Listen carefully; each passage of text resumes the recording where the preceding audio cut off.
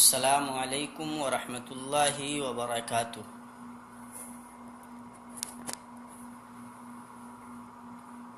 دوستو، کچھ مسائل ایسے ہیں جن پہ کھل کر گفتگو ہونی چاہیے۔ آئے دن سماج معاشرے میں کچھ ایسی باتیں گردش کرتی رہتی ہیں جو غلط ہونے کے باوجود لوگوں کے ذہنوں میں بیٹھ جاتی ہیں۔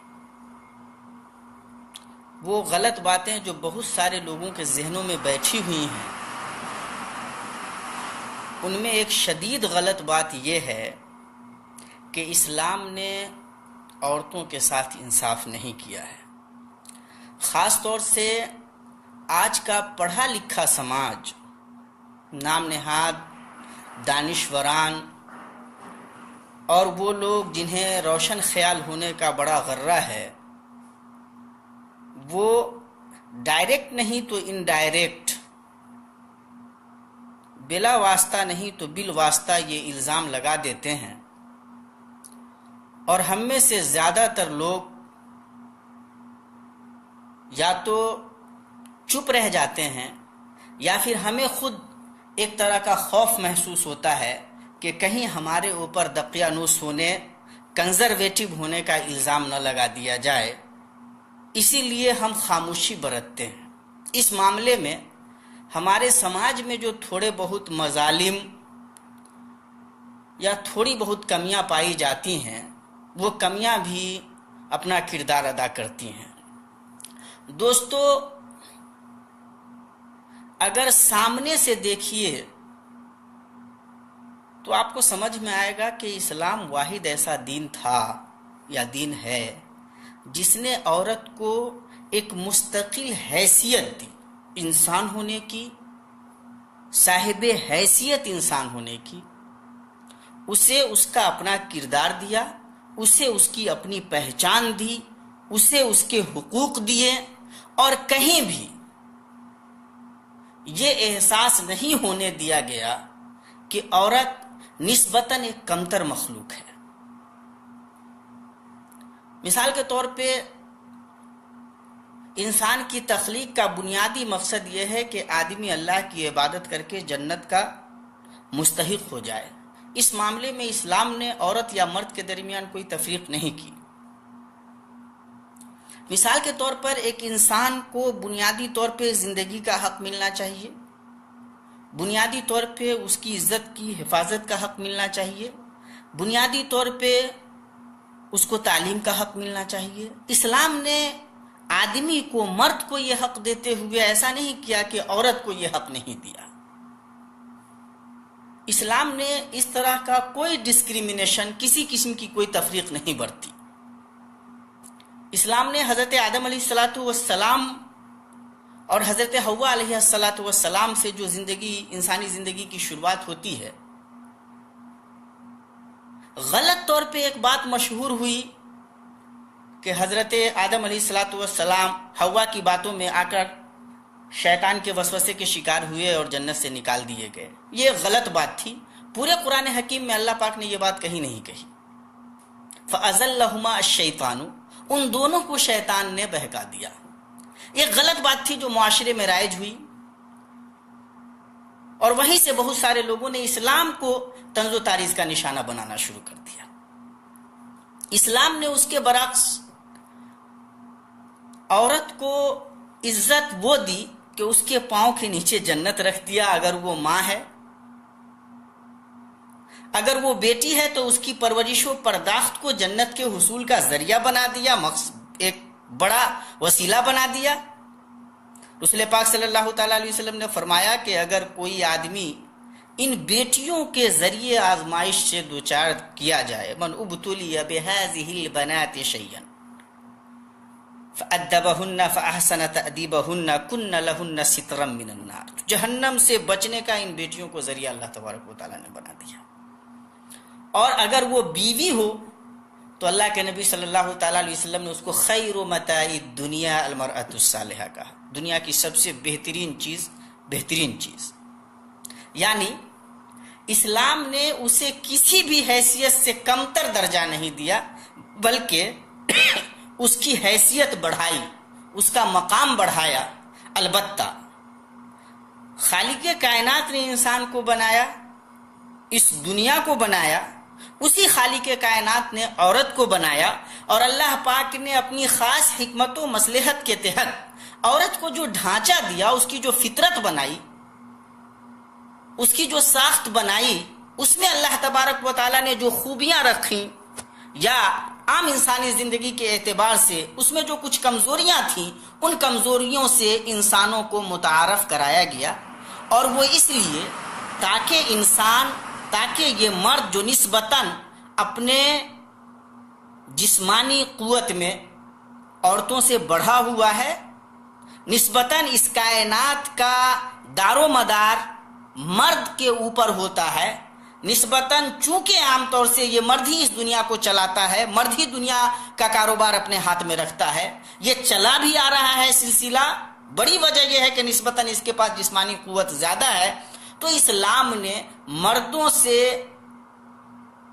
یہ مطالبہ کیا کہ یہ جو عورتیں ہیں تمہارے ذمہ ہیں، یہ جو تمہاری مائیں ہیں، بہنیں ہیں، بیٹیاں ہیں، یہ جو تمہاری بیویاں ہیں، یہ اللہ تبارک و تعالیٰ کی نعمت ہیں، ان کی خوبیاں یہ ہیں اور ان کی اندر پائے جانے والی چند کمزوریاں یہ ہیں۔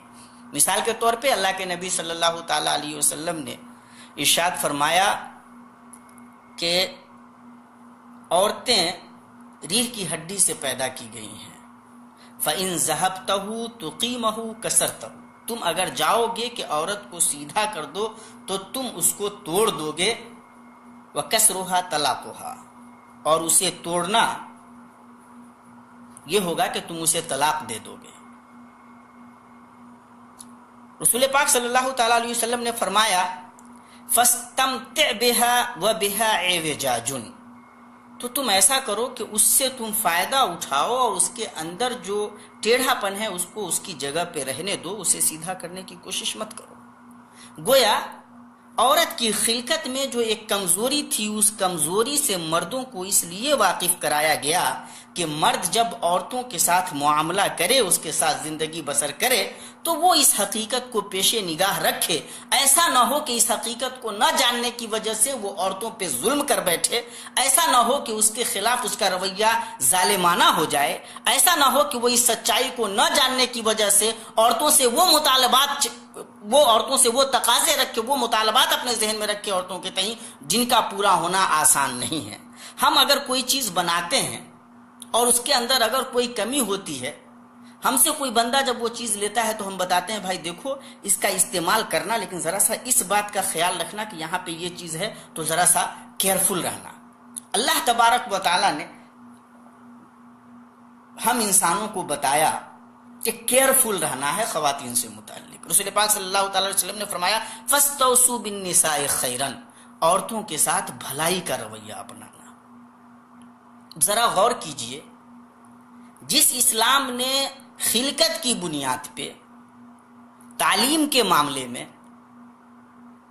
تجارت کے معاملے میں، ملکیت کے معاملے میں، عزت اور زندگی کے معاملے میں عورتوں کے ساتھ کوئی تفریق نہیں برتی، اس اسلام نے مردوں کی قوت دیکھتے ہوئے مردوں سے یہ مطالبہ کیا کہ ان عورتوں کے ساتھ تمہارا رویہ بھلائی کا ہونا چاہیے، محبت کا ہونا چاہیے، احترام کا ہونا چاہیے۔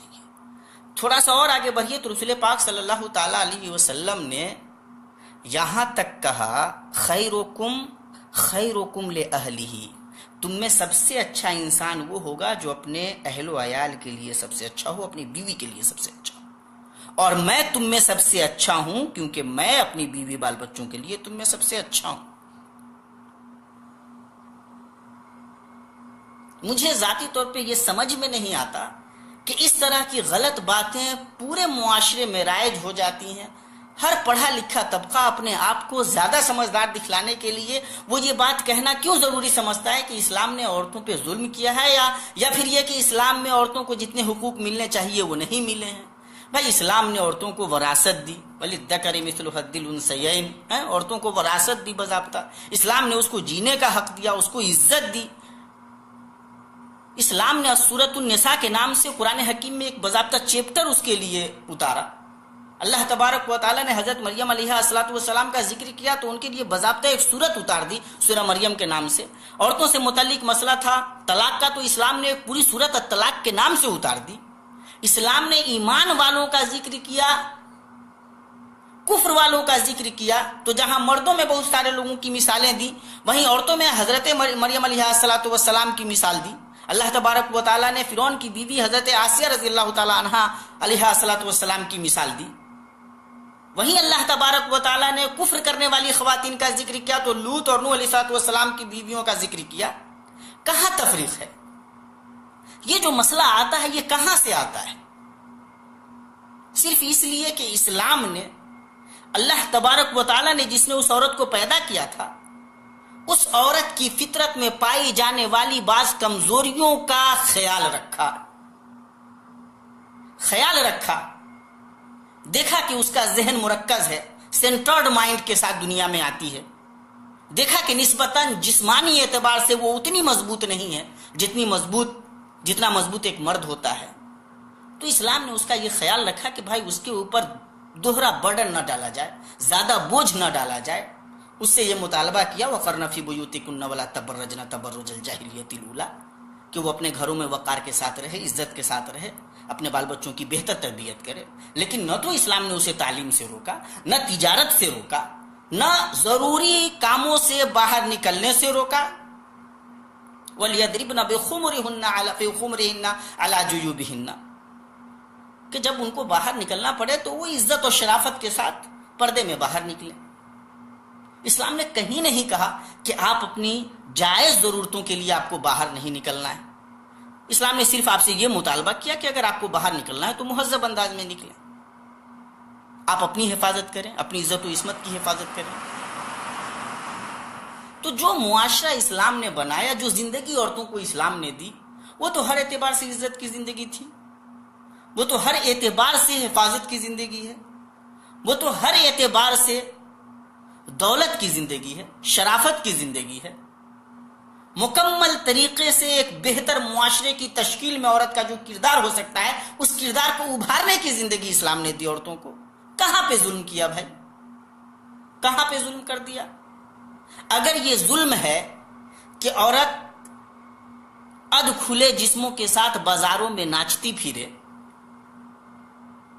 اگر ظلم یہی ہے کہ اس کو اس بات کی اجازت نہیں دی گئی کہ وہ مردوں کی تعیش پسند فطرت کا سامان تفریح بنے، اگر ظلم یہی ہے کہ مرد عورت کو جس طرح چاہے اس طرح استعمال نہ کر پائے، تو ہم تسلیم کرتے ہیں کہ اسلام نے عورت ہی پر نہیں، یہ ظلم مرد پر بھی کیا ہے کہ اگر وہ باہر نکلے تو اپنی نگاہیں نیچی رکھے. یہ ظلم مرد پر بھی کیا ہے کہ وہ اپنی عزت کی حفاظت کرے، غیر عورت کے اوپر بری نگاہ نہ ڈالے، کسی کے ساتھ زنا کا رشتہ نہ رکھے، اپنے جسم کی ناجائز نمائش نہ کرے.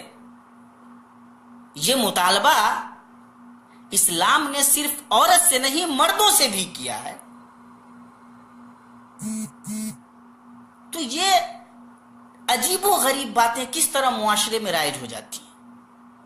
کچھ بکے ہوئے لوگ، ڈرے ہوئے لوگ، بونے لوگ جو سچائی کو نہیں سمجھتے، وہ اس قسم کی گھٹیا باتیں اڑاتے ہیں اور ہم نادان مسلمان ان کی باتوں میں آ جاتے ہیں. ہم بھول جاتے ہیں کہ جس اللہ پاک نے ہمیں اور عورت کو پیدا کیا، اس اللہ پاک کو زیادہ بہتر معلوم ہے کہ عورت کی بھلائی کس میں ہو سکتی ہے.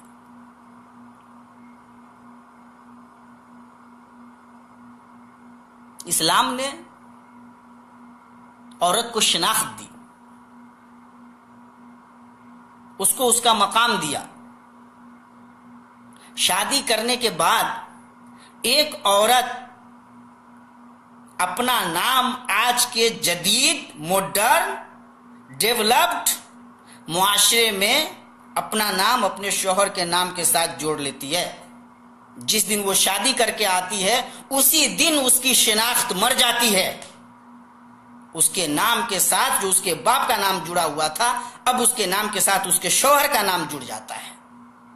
آپ جس جدید معاشرے کی بات کرتے ہیں، جس ڈیولپڈ سوسائٹی کی بات کرتے ہیں، وہ ڈیولپڈ معاشرہ، وہ ترقی یافتہ معاشرہ عورت کو اس کی شناخت تک دینے کے لیے تیار نہیں ہے۔ اسلام عورت کو اس کی شناخت دیتا ہے۔ وہ شادی سے پہلے بھی باپ کی بیٹی تھی اور شادی کے بعد بھی باپ کی بیٹی رہتی ہے، وہی اس کا شناخت نامہ ہے۔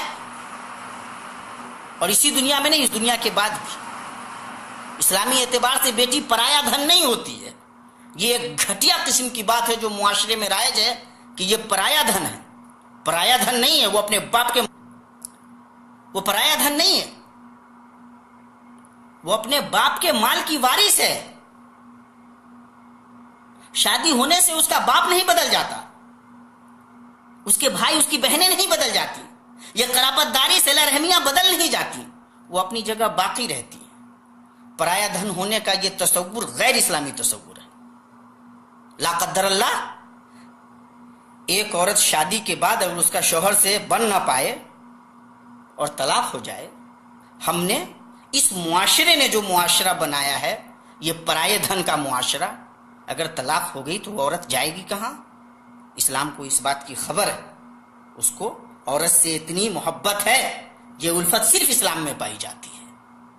اس کا اپنا شناخت نامہ محفوظ ہے اسلام کی نظر میں۔ جس تعلیم یافتہ ڈیولپ معاشرے کی آپ بات کرتے ہیں، میں نہیں کہتا کہ جب خواتین بازاروں میں جاتی ہیں، جب خواتین کام کی جگہوں پہ جاتی ہیں، جب خواتین معاشرے سے جب جیسے کہتے ہیں وہ لوگ کہ کندھوں سے کندھے ملا کر چلتی ہیں، تو انہیں کس طرح کی اذیت کا سامنا ہوتا ہے، میں اس چکر میں نہیں پڑنا چاہتا۔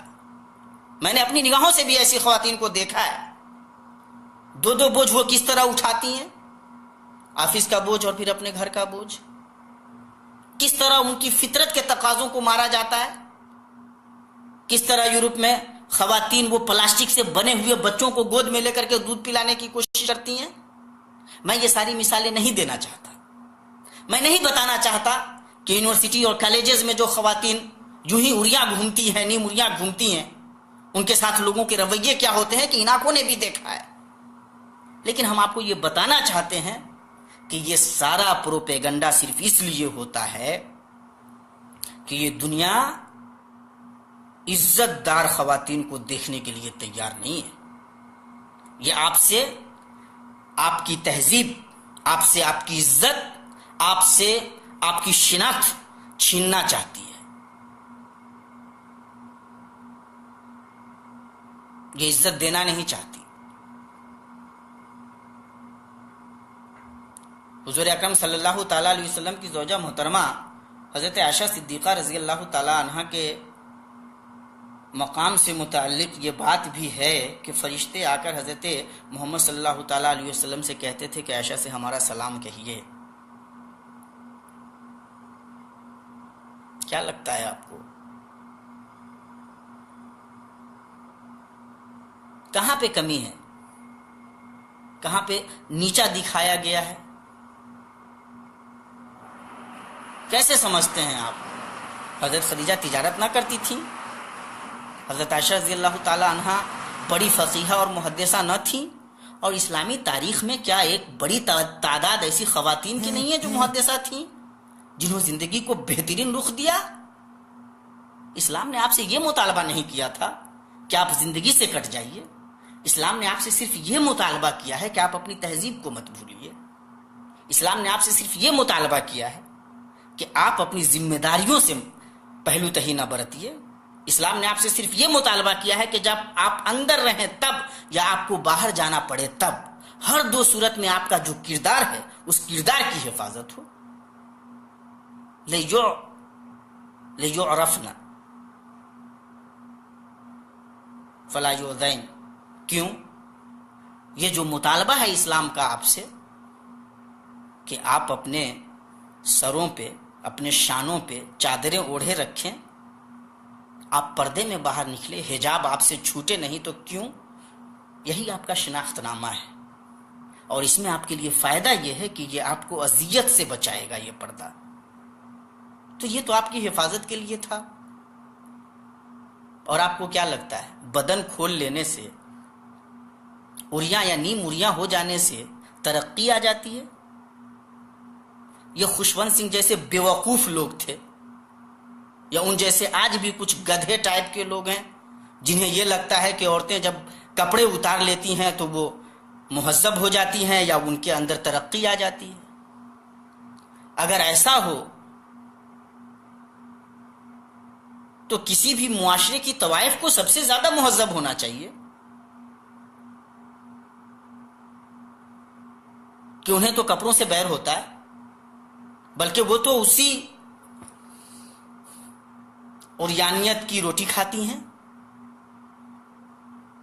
یہ عجیب و غریب صورتحال ہے،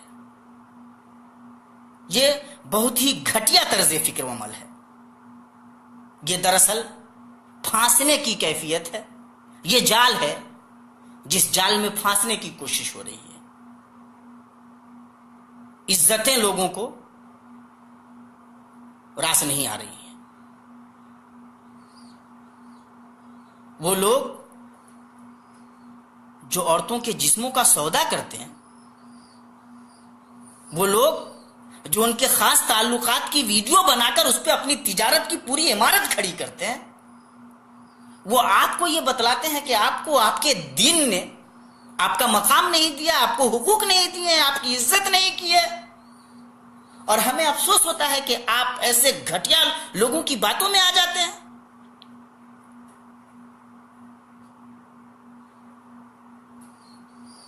یہ عزت نہیں ہے، یہ ترقی نہیں ہے، اور کسی بھی معاشرے میں یہ ترقی نہیں رہی ہے۔ آپ کی عزت محفوظ نہ ہو، آپ کے جسموں کو سامان تجارت بنا لیا جائے،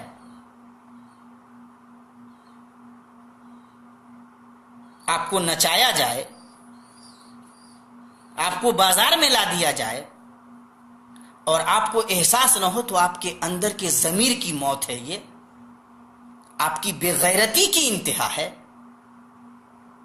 یہ حوا علیہ السلام کو منہ چڑھانا ہے، یہ فاطمہ عائشہ کا مذاق اڑانا ہے، اور ایسا کر کے نہ تو آپ دنیا میں بہتر زندگی بسر کر سکیں گی اور نہ ہی آخرت آپ کی اچھی ہونے والی ہے۔ اس کو سمجھیے، اسلام نے آپ کو وہ دیا ہے جو آپ کا حق ہے، مقام بھی، عزت بھی، حفاظت بھی۔ آپ سوچئے، غور کر لیجئے، کارپوریٹ سیکٹرز میں چلی جائیے جہاں خواتین اور حضرات دونوں کام کرتے ہیں، ایک ہی جاب میں دونوں ہوتے ہیں، مردوں کو تنخواہ زیادہ ملتی ہے، عورتوں کو تنخواہ کم ملتی ہے۔ آپ کو یہ جان کر تعجب ہوگا کہ جن ملکوں میں آزادی نسواں کے نعرے زیادہ ہیں، زیادہ تر ان ملکوں میں بڑی جگہوں پر خواتین نہیں ہیں۔ پچھلے دنوں سپر پاور کہے جانے والے ملک میں الیکشن ہوا، ایک خاتون بھی تھیں، اور سارا شور تھا کہ جیت جائیں گی، اور عین وقت پہ کیا ہوا، رزلٹ کیا آیا، یہ سب کو معلوم ہے۔ کیا سمجھ میں آتا ہے آپ کو؟ ایک اسکول میں 2 پڑھانے والے لوگ ہیں، خاتون بھی اور مرد بھی، مرد کو پیسے زیادہ ملتے ہیں اور خاتون کو کم۔ یہ معاشرہ آپ کو عزت دینا چاہتا ہے، یا آپ کی وقت بڑھانا چاہتا ہے، یا پھر ہوس پرست ذہن کا مالک مرد آپ کے جسم سے کھلواڑ کرنا چاہتا ہے، آپ کو آپ کے مقام سے نیچے گرانا چاہتا ہے؟ اللہ پاک نے آپ کو مقام دیا ہے، آپ کو عزت دی ہے، آپ کو شناخت دی ہے، آپ کے پاؤں کے نیچے جنت رکھی ہے، آپ کو جنت کا ذریعہ بنایا ہے، جہنم سے دوسروں کے لیے آپ کو پردہ بنا دیا ہے، آپ کو دنیا کی بہترین شے قرار دیا ہے، آپ کو تجارت کا حق دیا ہے، جینے کا حق دیا ہے، عزت کا حق دیا ہے، اپنی باتوں کے کہنے کا حق دیا ہے۔ یہ سارے حقوق اسلام نے آپ کو دیے ہیں، اور آپ لوگوں کے پروپیگنڈے میں آ جاتی ہیں، تو یہ اسلام کا نقصان نہیں ہے، یہ آپ کا اپنا نقصان ہے۔ ایک مدت کی زندگی ہے آپ کے پاس، اور جوانی زیادہ دنوں تک نہیں چلتی، پھر اس کے بعد آپ اپنی اوقات میں آ جاتی ہیں۔ وہ تمام خواتین جن کو اس قسم کا غرہ رہا ہے، جب جوانی کے ایام ڈھلے ہیں، پھر ان کے معاشرے نے، انہی روشن خیالوں نے ان کا کیا کیا ہے، یہ آئے دن کے اخبارات میں چھپنے والے نیوز سے آپ سمجھ سکتے ہیں، آپ دیکھ سکتے ہیں۔ اس لیے بہت دل کی بات کہہ رہا ہوں، یہ تاجر لوگ ہیں، سوداگر ہیں، یہ آپ کے خاص تعلقات کی ویڈیو بنا کر جب یہ تجارت کر سکتے ہیں، اسی سے اپنی پوری دنیا بنانا چاہ سکتے ہیں، تو کسی بھی اس سے زیادہ کیا گرنا ہو سکتا ہے؟ پھر بھی آپ ان پر اعتماد کر لیتے ہیں، پھر بھی آپ کو لگتا ہے کہ یہ وہ لوگ ہیں جن پہ آپ کو بھروسہ کرنا چاہیے۔ آپ کو اللہ پہ بھروسہ نہیں ہے، آپ کو رسول اللہ پہ بھروسہ نہیں ہے، آپ کو اپنے دین کے احکام پہ، عقائد پہ بھروسہ نہیں ہے، آپ کو اللہ کی جنت کا انتظار نہیں ہے۔ اگر ہے تو پھر سمجھیے یہ شیطانی جالا ہے آپ کو پھانسنے کے لیے۔ یہ آپ کے خیر خواہ نہیں ہو سکتے، اللہ سے زیادہ آپ کا خیر خواہ کوئی نہیں ہو سکتا، رسول اکرم صلی اللہ تعالیٰ علیہ وسلم سے زیادہ آپ کا خیر خواہ کوئی نہیں ہو سکتا۔ اور جو یہ دعویٰ کرتا ہے وہ آپ کو دھوکہ دیتا ہے۔ اس جالے سے نکلیے، اللہ پاک نے آپ کو بڑی عزت دی ہے، بڑا مقام رکھا ہے، اس مقام کو سمجھیے۔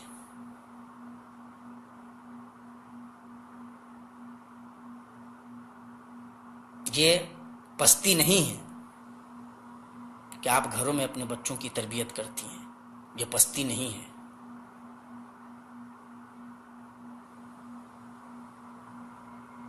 یہ بے توقیری نہیں ہے کہ آپ اپنے شوہر کے ساتھ ایک بہتر زندگی بسر کرتی ہیں۔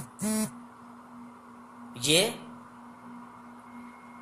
چھوٹا پن نہیں ہے کہ آپ کا بھائی آپ کو اپنی عزت سمجھتا ہے، آپ کے تئیں غیرت محسوس کرتا ہے، آپ کی حفاظت اپنی ذمہ داری سمجھتا ہے۔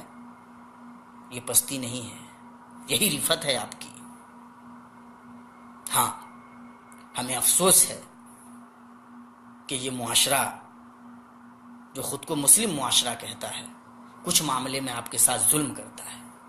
جب جوان مرد آپ سے شادی کرنے کے لیے آپ سے جہیز کا مطالبہ کرتا ہے، جب آپ کسی گھر میں پیدا ہوتی ہیں اور آپ کو کمتر سمجھا جاتا ہے،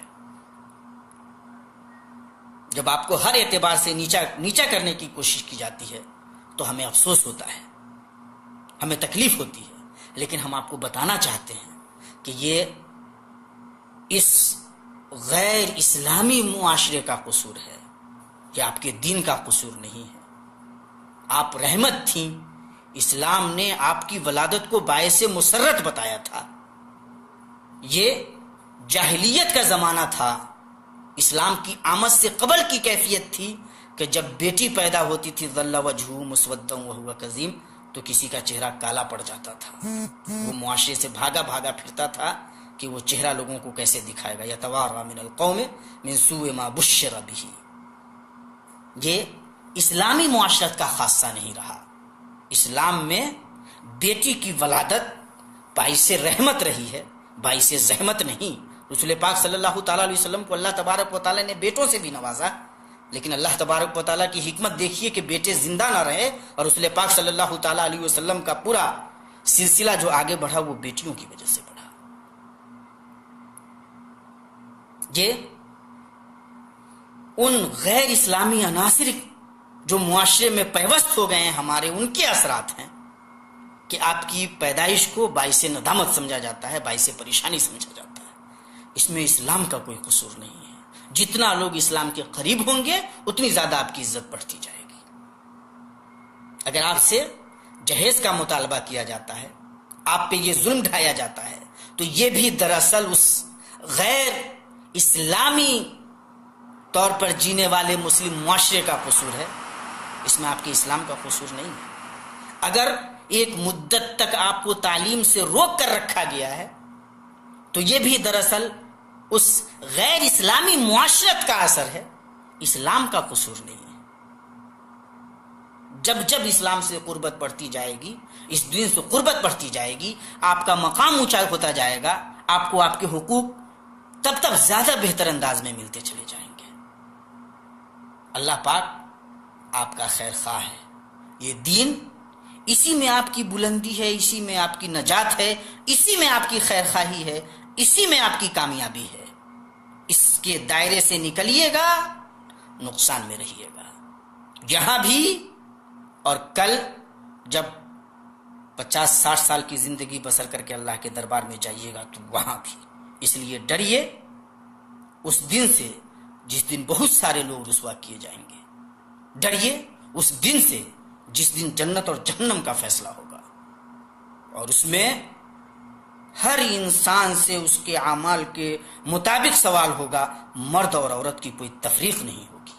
اسلام نے آپ کو مستقل وجود سے نوازا ہے، آپ کی مستقل حیثیت کا اعتراف کیا ہے، آپ کو اپنے فیصلے لینے کے اختیارات دیے گئے ہیں، زندگی آپ اپنے انداز میں اسلامی اعتبار سے جی سکتی ہیں، تو حساب و کتاب بھی آپ سے آپ کے اندازے کے مطابق ہی ہوگا۔ لا تزر وازرۃ وزر اخری، کوئی کسی کا بوجھ نہیں اٹھائے گا۔ اس لیے یہ جو جالے بنے جا رہے ہیں، یہ جو چارے ڈالے جا رہے ہیں آپ کے سامنے، شہرت کے، ناموری کے، باہر نکل کر عزت کمانے کے، یہ آپ کو پھانسا جا رہا ہے، تاکہ آپ جو اب تک محفوظ ہیں، آپ جو اب تک عزت کی زندگی بسر کر رہی ہیں، آپ جو اب تک ماشاءاللہ اپنی شناخت کے ساتھ جی رہی ہیں، آپ سے یہ عزت، آپ کی یہ حفاظت، آپ کی یہ شناخت چھین لی جائے، آپ کے جسموں پہ چیلوں کی مانند حملے بولے جائیں، نوچ کھایا جائے آپ کو، آپ سامان تفریح ہو جائیں، آپ سے غلط طریقے سے لوگ فائدہ اٹھا سکیں۔ یہ معاشرہ یا ایسے نام نہاد روشن خیال لوگ یہ آپ کے خیر خواہ نہیں ہیں۔ پھر ہم آپ کو بتانا چاہتے ہیں کہ اگر مسلم معاشرے میں اس طرح کی کوئی خرابی پائی جاتی ہے جہاں آپ کے ساتھ کسی قسم کی کوئی تفریق برتی جاتی ہے، ناجائز غلط تفریق، تو اسلام کا اس سے کوئی مطلب نہیں ہے، کوئی سروکار نہیں ہے، اسلام اس کے خلاف ہے۔ اسلام صرف اس بات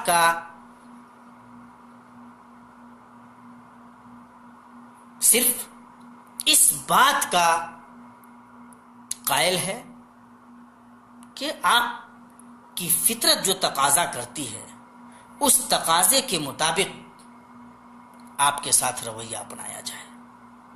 اگر ایک مرد کے بالمقابل آپ کو اللہ تبارک و تعالیٰ نے جو ساخت دی ہے وہ مختلف ہے، اگر ایک مرد کے بالمقابل اللہ تبارک و تعالیٰ نے آپ کے اندر کچھ دوسری خصلتیں رکھی ہیں، تو ان خصلتوں کا، ان کمزوریوں کا، یا وہ جو مسائل آپ سے جڑے ہوئے ہیں ان مسائل کا اعتراف کیا جائے اور اس کے مطابق آپ کے ساتھ بہتر رویہ اپنایا جائے۔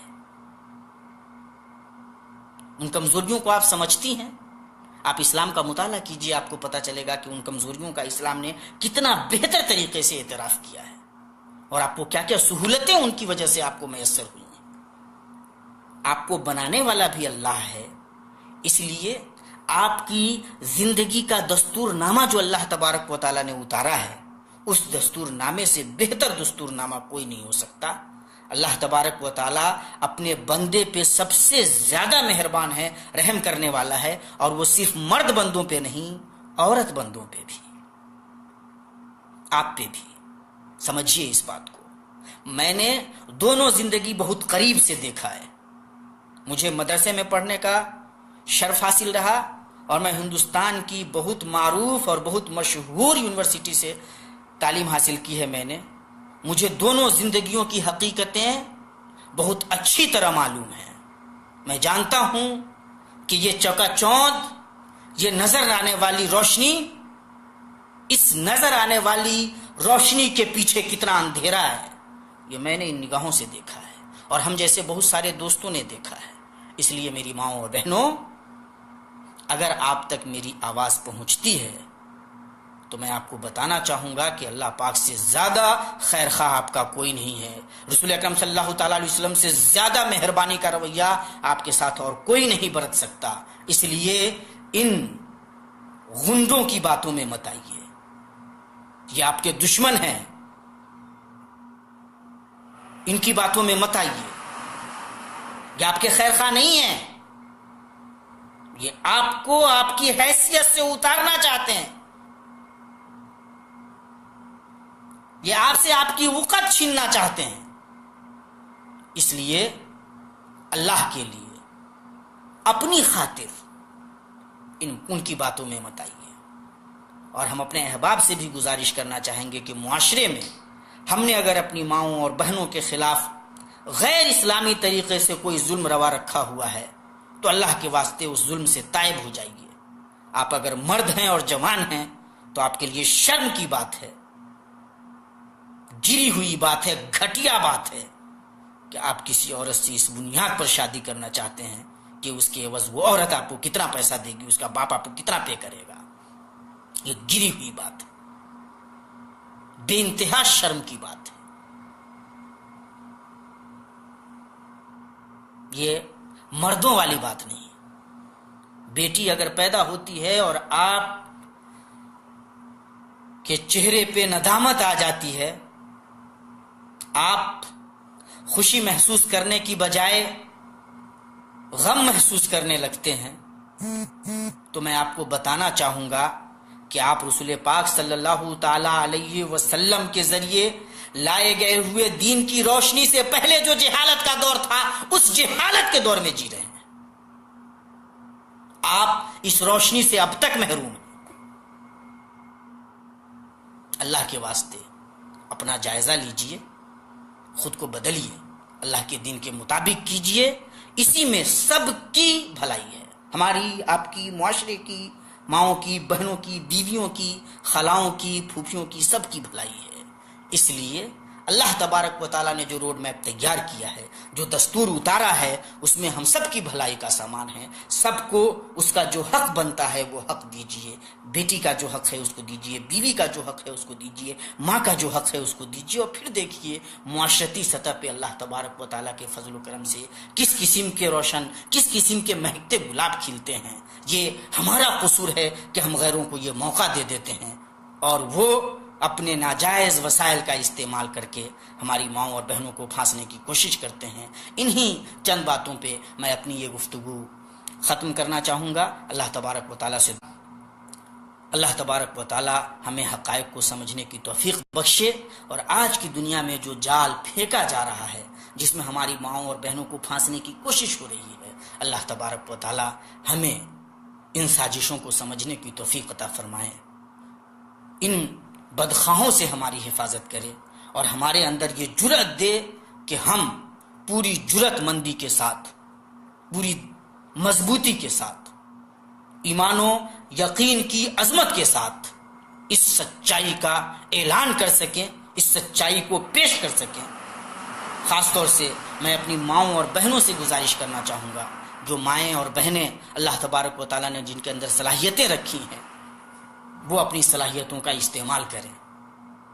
عورتوں سے متعلق اسلام نے جو حقائق رکھے ہیں، اسلام نے جو حقوق رکھے ہیں، جو بھلائیوں سے نوازا ہے، ان بھلائیوں کا آپ برملا اظہار کریں، قلم کا سہارا لیں، لکھیں، حسب ضرورت بولیں، تاکہ دنیا کو سمجھ میں آئے کہ یہ دنیا کس ناجائز طریقے سے غلط باتوں کا پرچار و پرسار کر رہی ہے۔ اگر ہماری ماؤں اور بہنوں نے اس معاملے میں اپنا کردار ادا کیا تو انشاءاللہ بہت بہتر نتائج سامنے آئیں گے۔ والسلام علیکم ورحمۃ اللہ وبرکاتہ۔